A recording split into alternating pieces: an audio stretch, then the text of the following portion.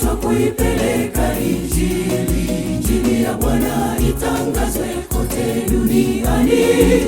Ametuita, amesema tuingie shambani, na sisi mabalozi wa Bwana tuko tayari. Tumeitwa kuipeleka Injili ya Bwana itangazwe kote duniani. Ametuita, amesema tuingie shambani, na sisi mabalozi wa Bwana tuko tayari. Anasema tuingie shambani mwake, shambani tukatangaze injili yake Bwana. Alisema tutapata kuvipata siku ya mwisho. Kila mmoja atalipwa sawa na ujira wake. Ulichokipanda ndicho utakachokivuna. Tuingie shambani tukavune mavuno. Bwana ni mwaminifu wala hadanganyi. Kila mmoja atalipwa sawa na ujira wake. Ulichokipanda ndicho utakachokivuna.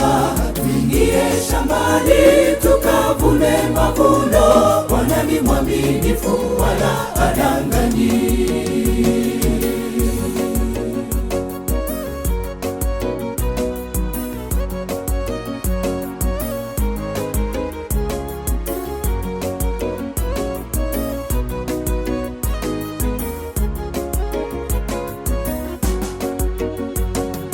Tumeitwa kuisambaza injili ya Bwana itangazwe kila taifa. Mavuno ni mengi, amesema tuyalete ghalani, na sisi wavunaji wa Bwana tuko tayari. Tumeitwa kuisambaza injili ya Bwana itangazwe kila taifa. Mavuno ni mengi, amesema tuyalete ghalani, na sisi wavunaji wa Bwana tuko tayari. Anasema tuingie shambani mwake, shambani tukatangaze injili yake Bwana. Alisema tutapata kuvipata siku ya mwisho. Kila mmoja atalipwa sawa na ujira wake. Ulichokipanda ndicho utakachokivuna.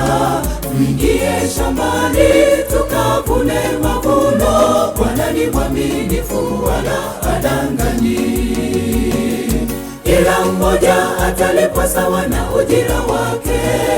Ulichokipanda ndicho utakachokivuna.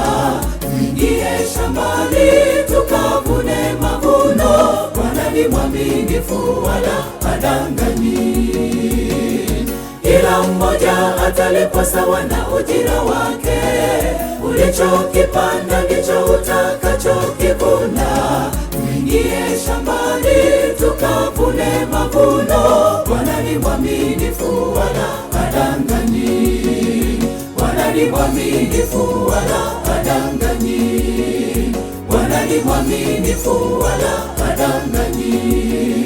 Bwana ni mwaminifu wala hadanganyi. Bwana ni mwaminifu wala hadanganyi.